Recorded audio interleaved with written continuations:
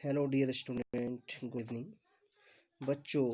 इससे पूर्व हम केमिस्ट्री की 2 यूनिट्स पढ़ चुके हैं। पहली यूनिट में हमने बात की थी some basic concept of chemistry की, जिसमें हमने केमिस्ट्री के बेसिक क्या क्या होते हैं और केमिस्ट्री पढ़ने के पूर्व हमें किन किन चीज़ों की जानकारी हो जानी चाहिए, उन चीज़ों के बारे में बात की थी। सेकेंड यूनिट पर हमने बात की थी स्ट्रक्चर ऑफ एटम के बारे में, परमाणु की संरचना के बारे में। और आज की क्लास में हम बात करने जा रहे हैं तत्वों का वर्गीकरण और गुणधर्मों में आवर्तिता, classification of elements and periodicity in properties. देखिए बच्चों, क्योंकि हम जानते हैं कि रसायन विज्ञान तत्वों का ही विज्ञान है और इन तत्वों की स्टडी कैसे आसान हो, क्योंकि साइंस को ही हम सिस्टमेटिक नॉलेज कहते हैं। सिस्टमेटिक तरीके से एक अरेंजमेंट के साथ कैसे हम एलिमेंट की स्टडी करें, तो उस अरेंजमेंट के लिए और उस सिस्टमेटिक मैनर के लिए आवश्यकता पड़ी पीरियोडिक टेबल की, आवर्त सारणी जिसे हम कहते हैं।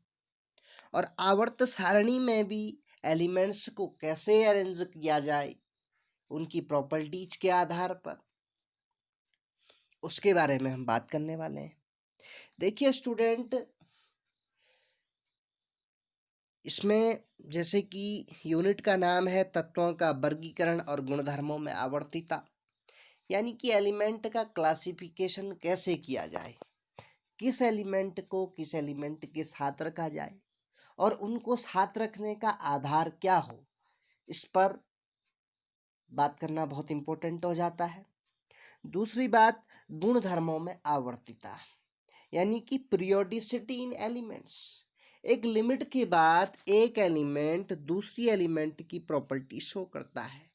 आवर्तिता का मतलब वही है कि एक समय के बाद, एक ड्यूरेशन के बाद एक एलिमेंट दूसरे एलिमेंट के समान प्रॉपर्टी शो करता है। तो ऐसे जो प्रॉपर्टी में पीरियोडिसिटी रखते हो उनको कैसे हम एक साथ रखें, तो इसके लिए जो आधार माना गया उसको आवर्त सारणी माना गया। देखिए स्टूडेंट, आवर्त सारणी का अध्ययन करने से पूर्व हम कुछ रूल के बारे में बात करेंगे, कुछ लॉज के बारे में बात करेंगे, जिनमें जनरली 2 लॉज की हम स्टडी करेंगे, डाइवेराइनर का त्रिक समूह और न्यूलैंड का अष्टक नियम। देखिए स्टूडेंट, जब पीरियोडिक टेबल की खोज नहीं हुई थी, पीरियोडिक टेबल नहीं बनी थी, तो उस समय भी साइंटिस्ट इस विचार में थे कि कैसे हम एलिमेंट को एक साथ रखें, कैसे इनका क्लासिफाई किया जाए जिससे इनकी स्टडी आसान हो सके। और आप जानते हैं कि वर्तमान में 120 तत्वों की खोज हो चुकी है, जिसमें कुछ नेचुरल हैं और कुछ आर्टिफिशियल एलिमेंट है। कुछ वैज्ञानिकों के नाम पे रखे गए हैं और 100 से अधिक परमाणु क्रमांक वाले तत्व IUPAC के नामकरण के अनुसार उनका नाम रखा गया है, तो इन पर भी हम बात करेंगे। तो सबसे पहले यहाँ पर एक साइंटिस्ट हुए हैं ग्लेन टी सीबर्ग। वो पीरियोडिसिटी की महत्ता को बताते हुए कहते हैं कि आवर्त सारणी प्रामाणिक तौर पर रसायन शास्त्र का एक महत्वपूर्ण विचार है। प्रतिदिन विद्यार्थियों को इससे सहायता मिलती है, यानी कि आप यदि ये व्यवस्थित नहीं होती तो हम कैसे किसी भी एलिमेंट की प्रॉपर्टीज, उसके लक्षणों के बारे में आसानी से पढ़ पाते। दूसरा, साइंटिस्ट को, खोजकर्ताओं को, अनुसंधानकर्ताओं को इससे नई दिशा मिलती है और व्यवस्थित रूप से संपूर्ण रसायन शास्त्र का संक्षिप्त वर्णन मिलता है, व्यवस्थित रूप से। यह इस बात का एक अद्भुत उदाहरण है कि रासायनिक तत्व अव्यवस्थित समूह में बिखरी हुई इकाई नहीं होते हैं, ये कहीं भी रैंडमली बिखरे हुए नहीं होते हैं, बल्कि वे व्यवस्थित समूह में समानता प्रदर्शित करते हैं। व्यवस्थित समूह में, ग्रुप में समानता, सिमिलरिटीज व्यक्त करते हैं। देखिए स्टूडेंट, साथ ही साथ हम कई लोग ये बोलते हैं कि कैसे ये संसार, कैसे विश्व छोटी छोटी चीजों से मिलकर बना है, तो आप जानते हैं कि कैसे इन सब एलिमेंट ने मिलकर एक होल पीरियोडिसिटी का निर्माण कर लिया, कैसे माइक्रो से मैक्रो का निर्माण हो गया। तो अब हम इसमें दो इंपॉर्टेंट रूल की स्टडी करने वाले हैं। सबसे पहले डाइबेराइनर का त्रिक नियम। देखिए स्टूडेंट, डाइबेराइनर एक साइंटिस्ट हुए और इन्होंने बताया कि एक ट्रिपलेट के आधार पर, एक ट्रिपलेट से हम कैसे एलिमेंट को अरेंज कर सकते हैं, सिस्टमेटिक तरीके से रख सकते हैं। तो उन्होंने तीन तत्वों का एक ट्रिपलेट बनाया, एक त्रिक बनाया, और उन्होंने कहा कि यदि हम इन तीन तत्वों के भौतिक और रासायनिक गुणों को उनके परमाणु भारों के आधार पर रखें, तो परमाणु भारों के आधार पर रखने पर, क्योंकि तीन एलिमेंट लिए उन्होंने, तो उन्होंने बोला कि तीन एलिमेंटों के भौतिक और रासायनिक गुणों को इनके परमाणु भारों के आधार पर रखने पर पहले और तीसरे तत्व के परमाणु भार का औसत दूसरे तत्व के परमाणु भार के बराबर होता है। तो देखिए स्टूडेंट, यहाँ पे एक एग्जांपल लेते हैं, इस प्रकार से है। ये देखिए यहाँ पे डाइबेराइनर का त्रिक इस प्रकार का है, एलिमेंट, और क्योंकि उसने एटॉमिक वेट को बेसिस माना अपना नियम देने के लिए, अब यहाँ पे तीन तत्व लिए गए, लिथियम, सोडियम, पोटेशियम। लिथियम यानी कि 3 लिथियम 7 और 11 सोडियम 23 एंड 19 पोटेशियम 39। तो यहाँ पे देखो पहले और तीसरे तत्व का परमाणु भार का औसत, औसत मतलब कि इन दोनों को जोड़ के 2 से भाग दे देंगे। 7 + 39 यानी कि 9 7 16 40, ये हो जाएगा आपका 9 7 16 को 86 1 और 3 और 1 4 46, और इसका औसत यानी कि 46/2 यानी कि 23, ये आया 23। उसी प्रकार उन्होंने अगले तीन तत्व लिए, कैल्शियम, स्ट्रोंशियम और barium. Calcium 20, calcium 40, strontium 88 atomic weight और बेरियम का 137। तो देखिए 40 और 137 को जोड़ दिया तो 7 7 1 177। 177 का यदि हम एवरेज निकालें तो ये आएगा 88 पॉइंट समथिंग के, तो इसलिए उन्होंने 88 मान लिया। तो लेकिन स्टूडेंट, ये नियम भी सभी एलिमेंट पर लागू नहीं हो सका और केवल कुछ ही एलिमेंट के लिए लागू हो सका, केवल एटॉमिक वेट को बेसिस मानकर। इसलिए ये नियम भी फेल हो गया और पूरी जो एलिमेंट हैं, जो पीरियोडिक टेबल में सभी एलिमेंट हैं, ये नियम उन सभी एलिमेंटों पर लागू नहीं हो पाया, इसलिए ये नियम फेल हो गया। उसके बाद न्यूलैंड ने अपना एक अष्टक नियम दिया, जिसे लॉ ऑफ ऑक्टावेस ऑफ न्यूलैंड कहते हैं। देखिए स्टूडेंट, न्यूलैंड ने अपने नियम में बोला कि जिस प्रकार संगीत का पहला स्वर 8वें स्वर की ध्वनि उत्पन्न करता है, उसी प्रकार यदि हम एलिमेंटों को उनके एटॉमिक वेट के बढ़ते हुए क्रम में रखें तो पहला एलिमेंट 8वें एलिमेंट की जैसी प्रॉपर्टी शो करता है। देखिए, जैसे हम जानते हैं संगीत के स्वरों के बारे में, सा, रे, गा, मा, पा, धा, नी, सा। तो यहाँ पे यदि हम गिन लें 1 2 3 सा रे गा मा 4 5 6 7 8, तो देखिए पहला सा और फिर 8वां भी सा है। तो संगीत का पहला स्वर फिर 8वें स्वर की जैसी ध्वनि उत्पन्न कर रहा है, यानी कि सा रे गा मा पा धा नी सा, यानी कि पहले के बाद फिर 8वां स्वर पहले स्वर की जैसे लक्षणों को बता रहा है। उसी प्रकार उन्होंने बताया कि यदि हम एलिमेंट को, उन्होंने 8 एलिमेंट लिए और उन्होंने बताया कि यदि हम इन एलिमेंट को एटॉमिक वेट परमाणु भारों के बढ़ते हुए क्रम में रखें तो पहला एलिमेंट फिर 8वें एलिमेंट की प्रॉपर्टी शो करता है। अब ये कैसे लागू हुआ? लेकिन देखो स्टूडेंट, ये रूल भी केवल 20 तत्वों पर ही लागू हो पाया। एटॉमिक नंबर 20 तक, यानी कि कैल्शियम तक। फिर भी हम देख लेते हैं कैसे उन्होंने न्यूलैंड ने अपना अष्टक दिया। तो ये देखो, तत्व, परमाणु भार, तत्व, परमाणु भार और तत्व, परमाणु भार। तो पहले तो इस वाले को देखो आप, फर्स्ट वाले को, lithium, beryllium, boron, carbon, nitrogen, oxygen, fluorine. Fluorine के बाद सोडियम, आठवां तत्व। एक दो तीन चार पाँच छः, एक दो तीन चार पाँच छः सात। अब देखिए स्टूडेंट, यहाँ पे अब देखो, लिथियम का परमाणु क्रमांक 7 होता है, बेरिलियम का 9, बोरॉन का 11, कार्बन का 12, नाइट्रोजन का 14, ऑक्सीजन का 16, फ्लोरीन का 19 और फिर सोडियम का 11। तो लिथियम 1 2 3 4 5 6 7 और आठवां एलिमेंट आ रहा है सोडियम। तो देखिए स्टूडेंट, लिथियम और सोडियम ये दोनों ही, यदि आप पीरियोडिक टेबल में देखें तो पीरियोडिक टेबल के यदि एस ब्लॉक में हम देखते हैं तो एस ब्लॉक के भी फर्स्ट वन में, फर्स्ट ए ग्रुप में देखते हैं तो वहाँ पे आपने देखा होगा हाइड्रोजन सबसे ऊपर है, फिर लिथियम, फिर सोडियम, फिर पोटेशियम, फिर रुबिडियम, फिर सीजियम और फिर फ्रांसियम। तो लिथियम के बाद क्या है? सोडियम। लिथियम के बाद क्या आता है? सोडियम। और इन एलिमेंट को बोलते हैं, इनके ग्रुप को बोला जाता है एल्कली मेटल्स, क्षारीय धातुएं। तो लिथियम और सोडियम क्या है? क्षारीय धातुएं। तो इसलिए लिथियम के बाद आठवां एलिमेंट यानी कि सोडियम लिथियम जैसे गुण दिखा रहा है, क्षारीय गुण दिखा रहा है, इसलिए इस पर क्या हुआ?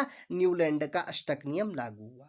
फिर यदि हम देखते हैं magnesium, aluminium, silicon, phosphorus, sulphur, chlorine, potassium, फिर देखिए 1 2 3 4 5 6, यहीं से गिनिए यदि सोडियम से, तो 1 2 3 4 5 6 और फिर ये पोटेशियम, यदि सोडियम को भी ले लें तो पोटेशियम, फिर सोडियम के बाद पोटेशियम, आठवां एलिमेंट वो भी कैसा हुआ? पोटेशियम। ये भी एल्कली मेटल्स है। मैं बोल रहा हूं कि हाइड्रोजन को छोड़कर, क्योंकि हाइड्रोजन सबसे ऊपर है, हाइड्रोजन, फिर lithium, sodium, potassium, rubidium, caesium और फ्रांसियम, ये एल्कली मेटल्स कहलाते हैं। उसके जस्ट सेकंड ए वाले जो बेरिलियम से शुरू हुए, बेरिलियम, मैग्नीशियम, ये एल्कली अर्थ मेटल्स कहलाते हैं, क्षारीय मृदा धातुएं।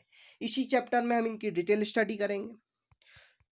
तो ये रूल भी केवल आपके परमाणु भार 20 तक यानी कि एटॉमिक नंबर 20 तक के एलिमेंट पर लागू हो पाया, उसके बाद ये नियम भी फेल हो गया। इसके बाद आगे मेंडलीफ ने अपना आवर्त नियम दिया, और मेंडलीफ ने अपना आवर्त नियम या मेंडलीफ की आवर्त सारणी को ही प्राचीन आवर्त सारणी भी कहते हैं। जब ये दो, डाइबेराइनर का त्रिक नियम, क्योंकि डाइबेराइनर ने बोला कि पहले और तीसरे तत्वों के परमाणु भारों का औसत दूसरे तत्व के परमाणु भार के बराबर होता है। तो ऐसा हो नहीं पाया, यानी कि कुछ ही एलिमेंट पर लागू हुआ, सभी एलिमेंट पर लागू नहीं हो पाया। फिर न्यूलैंड ने अष्टक दिया कि संगीत का पहला स्वर सा रे गा मा पा धा नी सा, यानी कि पहला स्वर आठवें स्वर की जैसी ध्वनि उत्पन्न करता है, उसी प्रकार तत्वों के उनके परमाणु भारों में रखने पर पहला तत्व आठवें तत्व के जैसे गुणों को दिखाता है। जो जैसे आपने देखा, हाइड्रोजन के बाद helium, lithium, hydrogen, helium, lithium, beryllium, hydrogen, helium, lithium, सभी 8 तत्वों को ले लिया, मतलब hydrogen, helium, lithium, beryllium, boron, carbon, nitrogen, oxygen, fluorine, neon, sodium. लेकिन उन्होंने सब रेगुलर तरीके से नहीं लिए, कुछ को उनके एटॉमिक वेट के आधार पर, एटॉमिक वेट के आधार पर मानते हुए, इस प्रकार से सभी को लगातार न लेते हुए कुछ को लिया। जैसे लिथियम लिया, फिर बेरिलियम लिया, फिर boron, carbon, nitrogen, oxygen, fluorine, यानी कि हाइड्रोजन, हीलियम को नहीं लिया, उसके बाद रेगुलर लिया, lithium, beryllium, boron, carbon, nitrogen, oxygen, fluorine, fluorine के बाद नियॉन को नहीं लिया, फिर सोडियम को लिया। तो इस प्रकार का अरेंजमेंट किया कि पहला तब तो 8वें तत्व के गुणों को दिखाया, तो कुछ तो दिखाए, लिथियम सोडियम पोटेशियम तक एल्कली मेटल्स हुए, लेकिन सभी के लिए लागू नहीं हो पाया, इसलिए नियम फेल हो गया। उसके बाद मेंडली, जिसको मैं बोल रहा हूँ कि इन्होंने प्राचीन आवर्त नियम या प्राचीन आवर्त सारणी दी, तो इन्होंने बोला कि इस नियम के अनुसार इन्होंने भी तत्वों के को व्यवस्थित करने का एक बेस माना उनकी फिजिकल और केमिकल प्रॉपर्टीज। तो उन्होंने बोला कि तत्वों के भौतिक एवं रासायनिक गुणधर्म उनके परमाणु भारों एटॉमिक वेट के आवर्ती फलन या पीरियोडिक फंक्शन होते हैं। सेम उन्होंने वही बोला कि एक समय के बाद फिर अपने एटॉमिक वेटों के अनुसार व्यवस्थित करने पर ये अपने गुणधर्मों को दिखाएंगे, लेकिन ऐसा नहीं हुआ, यह आवर्त सारणी भी फेल हो गई। फिर आई आधुनिक आवर्त नियम, और आधुनिक आवर्त नियम को मोजले का आवर्त नियम भी कहते हैं, क्योंकि आधुनिक आवर्त सारणी मोजले के द्वारा दी गई। और इन्होंने बोला कि इस नियम के अनुसार तत्वों के भौतिक और रासायनिक गुणधर्म परमाणु क्रमांकों के आवर्ती फलन होते हैं। यानी कि जो आधुनिक आवर्त सारणी है, वर्तमान में हम आधुनिक आवर्त सारणी की स्टडी कर रहे हैं, और आधुनिक आवर्त सारणी में तत्वों को उनके भौतिक एवं रासायनिक गुणधर्मों के आधार पर रखा गया है और परमाणु क्रमांकों के बढ़ते हुए क्रम में रखा गया है। यानी कि the physical and chemical properties of the elements are periodic function of their atomic number के बढ़ते हुए क्रम में रखे गए हैं या उनके आवर्ती फलन होते हैं। देखिए स्टूडेंट, यहाँ पे कुछ इंपॉर्टेंट चीज़ें बताई गई हैं कि आवर्त नियम के द्वारा प्राकृतिक रूप से पाए जाने वाले 94 तत्वों में उल्लेखनीय समानताएं मिली।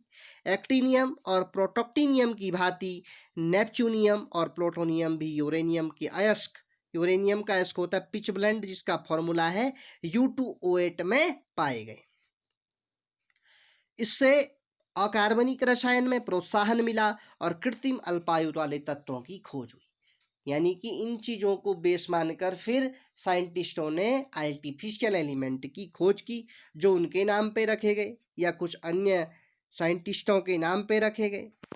इसी आधार पर आगे देखिए स्टूडेंट, आवर्त और ग्रुप, यानी कि पीरियड किसे कहते हैं और ग्रुप या वर्ग या समूह किसे कहते हैं। देखिए स्टूडेंट, यदि हम पीरियोडिक टेबल की बात करें तो पीरियोडिक टेबल मुख्य रूप से 4 ब्लॉक SPDF में बटी हुई है। S ब्लॉक के तत्वों को सामान्य तत्व कहते हैं, P ब्लॉक के तत्वों को प्रारूपिक तत्व कहते हैं, और D ब्लॉक के तत्वों को संक्रमण तत्व ट्रांजिशन एलिमेंट कहते हैं, विशेष गुण दिखाते हैं। और F ब्लॉक के तत्वों को भी 2 सीरीज में बांटा गया है, 4F और 5F। 4F और 5F। 4F के एलिमेंट्स को लेंथेनाइट या लेक्टिनाइट कहते हैं, तो 5F के एलिमेंट को एंथेनाइट या एक्टिनाइट कहते हैं। इन 4F और 5F में 14 एलिमेंट हैं, जिसमें 4F में 58 सीरियम से 71 ल्यूटेशियम तक के एलिमेंटों को रखा गया है, और जो 5F है उसमें 90 थोरियम से 103 लॉरेंसियम तक के तत्वों को, यानी कि 14 एलिमेंट को रखा गया है। 4F यानी कि लेंथेनाइड में 58 सीरियम से 71 ल्यूटेशियम तक, और 5F जिसको एंथेनाइड एक्टिनाइड कहते हैं 90 थोरियम से 103 लॉरेंसियम तक के तत्वों को रखा गया है।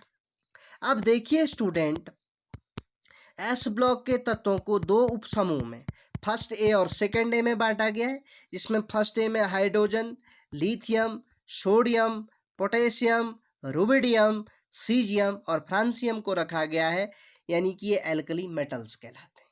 इसके बाद वाले बेरिलियम, मैग्नीशियम इत्यादि वो एल्कली अर्थ मेटल्स कहलाते हैं। एस ब्लॉक के बाद फिर डी ब्लॉक को रखा गया है, यानी कि 1 से 2 एस ब्लॉक, फिर ग्रुप 3 से 12 तक आपका डी ब्लॉक रखा गया, फिर 13 से 18 तक के एलिमेंट रखे गए हैं आपके पी ब्लॉक में, और फिर नीचे रखा गया है 4F और 5F, जिसको आप एफ ब्लॉक कहते हैं।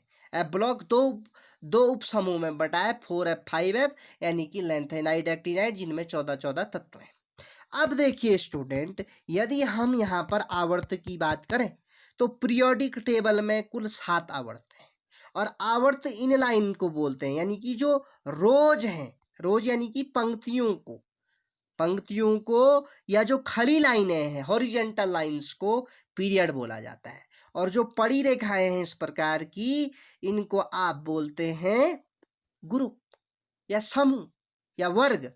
तो यदि हम बात करें, यहीं से देख लीजिए आप, hydrogen, lithium, sodium, potassium, rubidium, caesium और फ्रांसियम, इनको गिनिए 1 2 3 4 5 6 7। तो 7 ही हैं, प्रत्येक पहले से 7 तक, तो ये 7 आवर्त हो गए। और यदि हमने अभी जो बात की 1 से 2, 3 से 12, फिर 13 से 18, तो ये 18 आधुनिक आवर्त सारणी में 18 समूह है। और 18वें समूह को, जो 18वां समूह है लास्ट वाला, उसको जीरो ग्रुप भी बोला जाता है। और इस 18वें समूह में नोबेल गैसेस रखी गई हैं। इन नोबेल गैसेस को इनल्ट गैसेस भी बोला जाता है और इन्हीं को एक नाम दिया जाता है रेयर गैसेस। इनकी खोज की थी रेले और रेमजे ने। इनमें रखा गया helium, neon, argon, krypton, xenon और रेडॉन, जहाँ पे रेडॉन एक रेडियो एक्टिव एलिमेंट होता है। तो देखिए स्टूडेंट, हम इस यूनिट में पूरी पीरियोडिक टेबल की ही स्टडी करने वाले हैं। तो कल से हम और विस्तार रूप से स्टडी करेंगे। तो आपने पीरियड और ग्रुप दोनों ही समझ लिए हैं कि जो खड़ी लाइनें होंगी, हॉरिजेंटल लाइंस होंगी, जो रोज होंगी, वह आपकी पीरियड कहलाएंगी। और जो कॉलम होंगी, स्तंभ जिनको बोला जाता है, या जो वर्टिकल लाइंस होंगी, वो पीरियड वो ग्रुप कहलाएंगी। यानी कि खड़ी लाइनें, रोज को आप पीरियड बोलेंगे और कॉलम को आप ग्रुप बोलेंगे। तो आवर्त सारणी में क्वेश्चन पूछ लिया जाता है कभी कि पीरियोडिक टेबल में कितने ग्रुप हैं और कितने पीरियड हैं। तो 9 या 18 ग्रुप हैं और 7 पीरियड हैं। तो आज की क्लास में हम इतना ही बात कर रहे हैं।